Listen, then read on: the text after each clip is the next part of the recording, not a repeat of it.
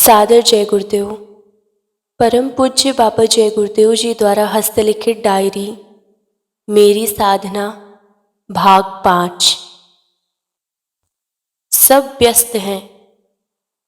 हर आदमी घर के काम में इतना व्यस्त है कि उसे मरने तक की फुर्सत तक नहीं। भगवान के होने को कौन सोचे।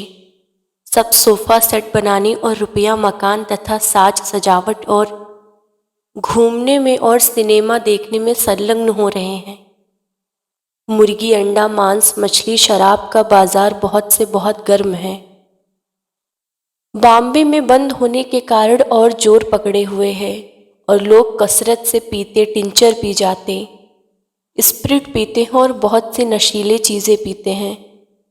और हमारी छानबीन करने के बाद यह मालूम हुआ कि कसरत से शराब घर घर में बनती है और लोग पीते हैं। राज्य कानून से बंद नहीं होगी। ध्यान रहे, धर्म का जब प्रचार होगा तब अरुचि होगी। बहुत किस्म की शराब बन रही है।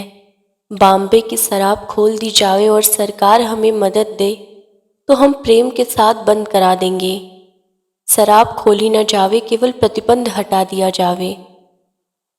दुखिया सब संसार देखा, सुखिया नाम आधार। नाना भाव की वासनाओं में लोग खेल रहे हैं और हर किस्म से चिंतित हैं। चेहरों पर शिकन है और अफसोस जाहिर करते हैं, दिल रोता है। शिवनेत्र खुलने की व्यवस्था और सुरत शब्द योग जो कलयुग में आसान है, सो सब संत अनुभवी पुरुष कहते आए हैं कि सरल है, पर गुरु अनुभवी प्राप्त होने पर आसान होता है। ज्योति स्वरूप भगवान को पाना है तो आपको प्रथम शिवनेत्र खोलना होगा और अंतर के कान खोलने पड़ेंगे। बिना दो दरवाजे खोले हुए तुम कभी ईश्वर ब्रह्म और पार ब्रह्म तथा उससे परे सत्पुरुष के पास सतलोक में नहीं पहुंच सकते। कर्म।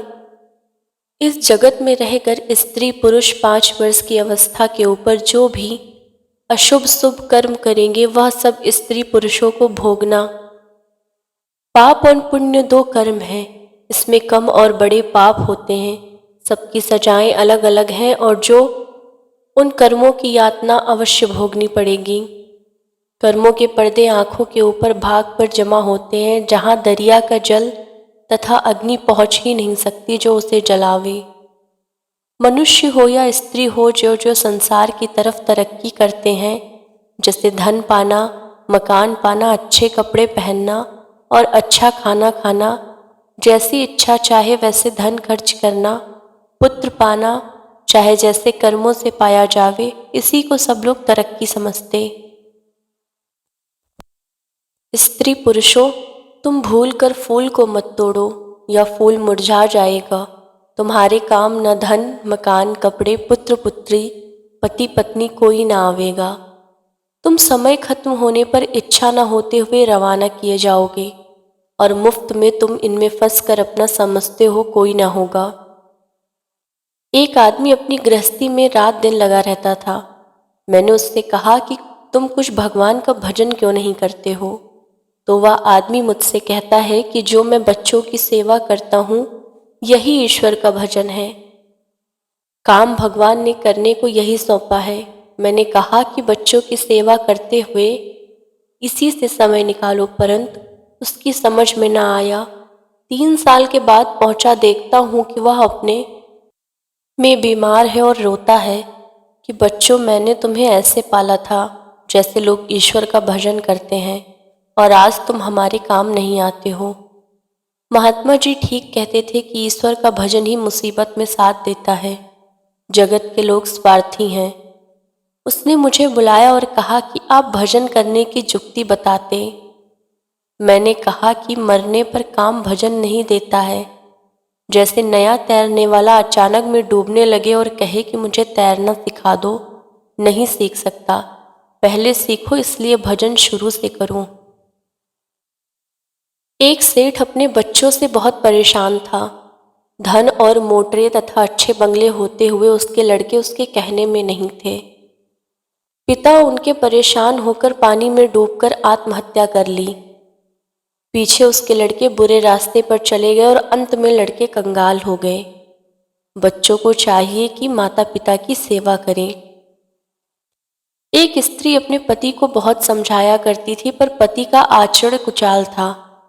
कुछ दिन के बाद स्त्री ने आत्महत्या कर ली और उसी घर में आकर चुड़ैल हुई।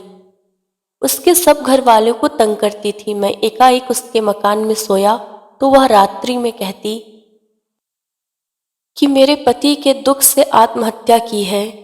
समझ न होने भूत योनि पाई, आप इस योनि से दया करके निकाल लो, बहुत कष्ट होता है। मरने के पहले भजन करो, नहीं तो भूत योनि पानी होगी। हमारे सत्संग में बहुत से लोग भूत उतारने आए हैं। किसी के पास मौलवी दाढ़ी वाला हर वक्त साथ रहता है, किसी के पास औरत भूतिन रहती, किसी के पास जिन्न रहता है, और बहुत से लोगों का दूर कर दिया। परंतु हर साल लोग आते हैं और हर साल भूत छुड़ाया जाता है। सुरत शब्द योग की साधना बताई जाती है। जो लोग मारकर बकरा, मछली, गऊ, शेर, हिरन, अन्य लोग जो मुर्दा गोश्त मांस खाते हैं, जो जानवर मारे जाते हैं, वह सभी भूत होते हैं, क्योंकि जितनी उनकी उम्र है उसके पहले मार दिए गए। इसलिए सब भूत योनि में उनके प्राणों का भुगतान होता है और फिर खाने वालों पर उन्हीं आत्माओं का श्राप लग जाता है। उनको भी भूत होना होगा और नर्क की आग में डालकर जलाए जाएंगे। जो जैसा जिसको मारेगा उसी तरह उसको भी बदले रूप में मारा जाएगा। अपनी मौज के लिए खुदा ईश्वर गॉड के हुक्म का उल्लंघन करते हैं और इंद्रियों को पुष्ट करके विषयों के भोगों में मस्त रहते हैं। मांस, शराब, अंडा, मछली खाना इंसान के लिए बहुत से बहुत हानिकारक है। उसकी तंदुरुस्ती के लिहाज से बहुत खराब है। मैदा खराब करती है। बीमारी, रोग और कितने प्रकार के मर्ज हैं, उनको शरीर में स्थान मिल जाता है। किसी कौम के आदमी हो व ईश्वर गॉड खुदा आराधना, इबादत तथा प्रे नहीं कर सकते। उनका मन ईश्वर की तरफ जाने में बहुत गंदा और जीव, आत्मा, रूह तथा सोल पर इतनी गंदगी लाद ली है कि उतर ही नहीं सकती। जिन बच्चों और बच्चियों के आचरण बचपन में खराब हो जाते हैं, वह बड़े होने पर जाते नहीं हैं। सुरत सबकी साधना है बहुत सरल, परंतु जब से उपदेश लें उसके आगे कोई गंदा कर्म करे नहीं। यदि गंदा कर्म करते रहे तो सुरत सबकी साधना में सदा असफल रहेंगे। लेकिन पुराने बुरे कर्म है वह गुरु अपनी दया से काट देते हैं। सुरत शब्द की साधना में सफलता मिलने लगती है। आगे बुरे कर्म मत करना, गुरु तुम्हारे कर्मों को जानते हैं। यदि कह देंगे तो तुम शर्मिंदा होकर उनके पास से चले जाओगे, इसीलिए जानते हुए कुछ कहते नहीं हैं।